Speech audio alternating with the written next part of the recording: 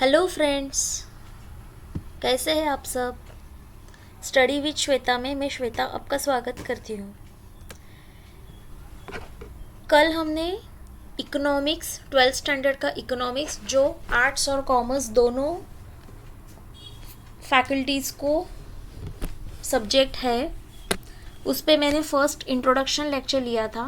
Micro economics का basics हमने सीखा था और माइक्रो इकोनॉमिक्स के फीचर्स जो हमेशा आपको एग्ज़ाम में पूछे जाते हैं, एग्ज़ाम पॉइंट ऑफ व्यू से जो बहुत इम्पोर्टेंट है, वो डिस्कस किए थे। आज के लेक्चर में मैं आपको बताने जा रही हूँ उसके इम्पोर्टेंस।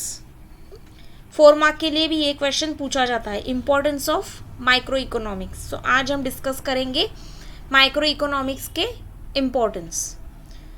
जैसे माइक्रो इकोनॉमिक्स किसे कहते हैं? माइक्रोस्कोपिक स्टडी, इकोनॉमी का माइक्रोस्कोपिक स्टडी, इंडिविजुअल यूनिट के ऊपर काम किया जाता है।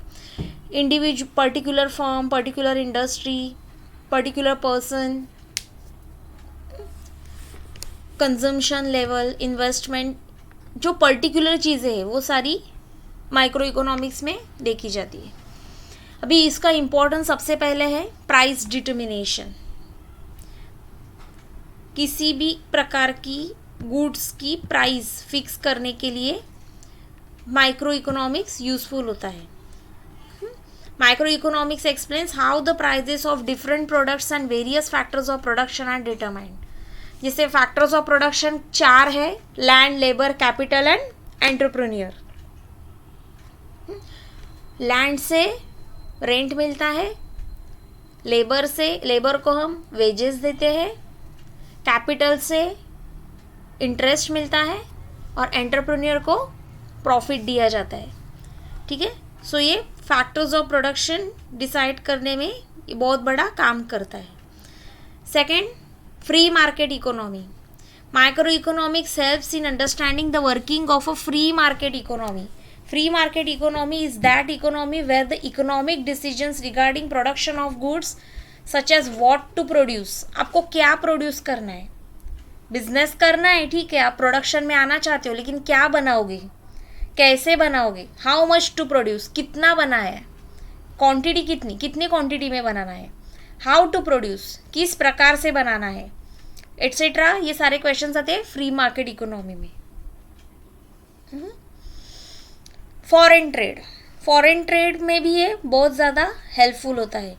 Micro economics helps in explaining various aspect of foreign trade like effects of traffic on a particular community, determination of currency exchange rates, currency exchange rate change होना, इसका भी economics पे बहुत ज़्यादा, आपको पता है, हमने सीखा है कि गुड्स, अभी 2 कंट्रीज़ है, दोनों कंट्रीज़ की आपस में करेंसीज अलग अलग है। सो एक की कॉस्ट ज़्यादा होगी, दूसरी की कम होगी, तो उसका इंपोर्ट एक्सपोर्ट पे बहुत ज़्यादा प्रभाव पड़ता है। Economic model building. Micro economics helps in understanding various complex economic situation. Complex economic situation मतलब जो सरल नहीं है, ऐसे ट्रांजैक्शंस जिसमें जो करने में कस्टमर्स को प्रॉब्लम आते हैं, complex decision making of economic models. It has made a valuable contribution to economics by developing various terms. अलग अलग इकोनॉमिक्स के terms, concepts, terminologies, tools of economic analysis, ये सारे इसमें आते हैं। Economic model are being using various economic variables. अलग अलग तरह के इकोनॉमिक वेरिएबल्स यूज़ किए जाते हैं, जिसमें स्टैटिस्टिक्स का भी बहुत बड़ा रोल होता है।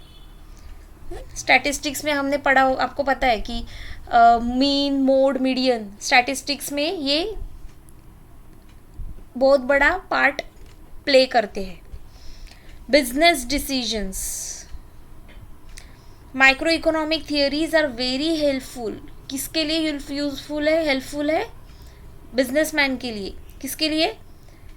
बिजनेस में प्रॉपर डिसीजन लेने के लिए। अभी वो डिसीजन कौन सी चीज़ों के लिए होंगे? Cost of production, determination of price of goods, maximisation of output and profit. Profit को मैक्सिमाइज करना, आउटपुट डिसाइड करना, प्रोडक्शन लेवल डिसाइड करना, इन सारी चीज़ों के लिए बिजनेस डिसीजंस लेने में बहुत ज़्यादा यूज़फुल होता है। यूज़फुल टू गवर्नमेंट, गवर्नमेंट के लिए भी ये बहुत ज़्यादा यूज़फुल है।